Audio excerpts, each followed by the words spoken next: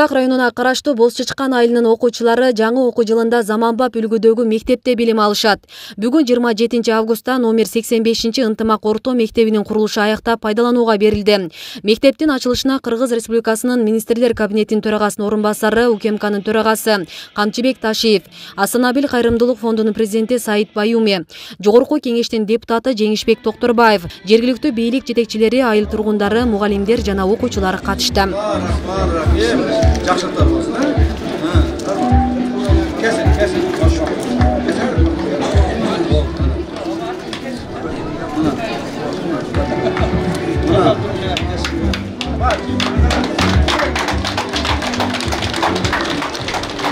Шарттар жақшырды, алған айлығыңар жақшырды, қылған ішіңер жақшырды, еми ошол эмгегиңер сапатын көрсөтүшүңүздөр керек. Құдай бұйырса биздин ынтымақ мектебинен илимдүү, билимдүү, мекенчил балдарыбыз, кыздарыбыз чыгат деген үмүттөбүз. Мындан ары ушул ынтымақ мектеби, ушул чөйрөдөгү мектептерге үлгүлүү болуш керек. Балдарыбыз чоң-чоң жанагы конкурстарга катышып, утуп чыгыш керек. Республикалык конкурстарга чейин жетиш керек. Ушул айыл жериндеги биздин балдарыбыз чоң-чоң илим билимдерди алыш керек. Аган биз дагы мындан ары жардам беребиз. Бул мектептин мындан ары бардык нерсеси толук болот. Окуу куралдары толук болот. Керектүү жабдуулары толук болот. Компьютери жана башкалары баары толук болот. Муну өзүм мен көзөмөлгө алып турамын. Андан эч кабатыр болбоңуздар. Андан сырткары биз ойлоп атабыз, азыр бир эки эжеке неби агайдыбы ушул орус жана англис тилинде бере турган эки мугалимге кошумча bir көбүрөөк айлык берели деген үмүттөбүз. Ушул жерлерден, ушул мектептен илимдүү балдарыбыз чыксын. Англис тилин билип, дүйнөнүн төрт бурчуна барып, кайсыл жерде болсо дагы мен ушул Бозчычкандын, Барпынын, Сузактын, мамлекеттин, Кыргызстандын жаранымын деген башын көтөргөн илимдүү балдарыбыз чыксын деген үмүттөбүз. Ошолор тарбиялайбыз, Кудай кааласа ушул жерде. Мектеп 225 орунга ылайыкташтырылып, билим алуудагы бардык шарттар түзүлгөн. Спорт залы, жыйындар залы, китепкана, ашкана, дарылоо кабинети бар.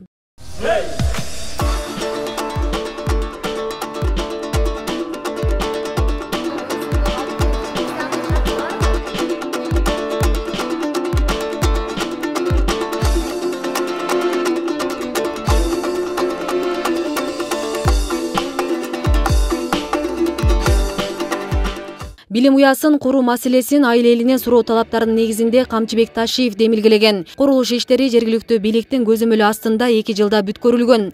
Каражатты Асанабил кайрымдуулук фонду бөлгөн. Мындан сырткары өкмөттөн 2 миллион 600 миң сом имараттын ички жасалгасына жана мектептин айланасын көрктөндүрүүгө жумшалган. Мен өзүмдүн атымдан мына ушул жердеги жашоочулардын атынан Камчыбек Кыдыршаевичке терең ыраазычылыгыбызды билдирели. Кудай буйруса терең ишенебиз. Мына ошол айылдан, ушул айыл өкмөттөн келечекте мамлекет башкарган улуу инсандар чыгат. Эгер уруксат берсеңиздер, мен сиздердин алдыңыздарда өзүмдүн ыраазычылыгымды, сый урматымды билдирүү максатында Камчыбек Кыдыршаевичке арзылаган бир кичинекей берегим бар, ошону тапшырып койсом.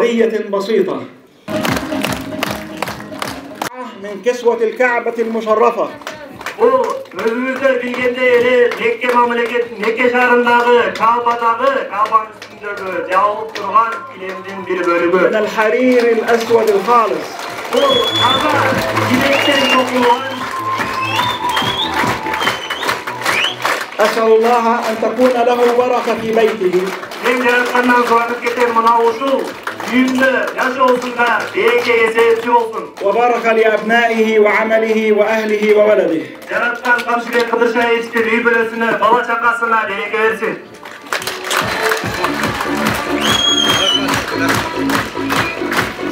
شكرا لكم جميعا والسلام عليكم ورحمة الله.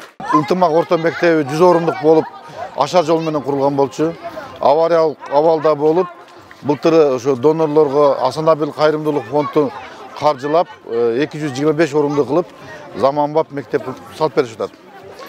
Жергиликтүү бюджеттен 2 миллион 600 миң сом каражат бөлүп, азилениясын, жолдорун, решеткаларын, стадиондорун бардыгыны жергиликтүү бюджеттен и ички оформлениясын жергиликтүү бюджеттен кылып бердик.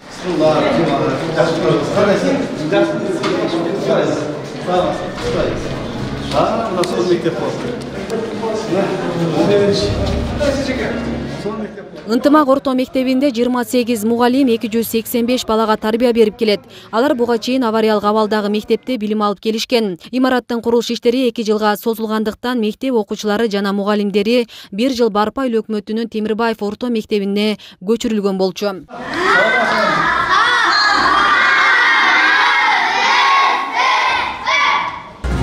Мектебиңер жакшы болуп калдыбы?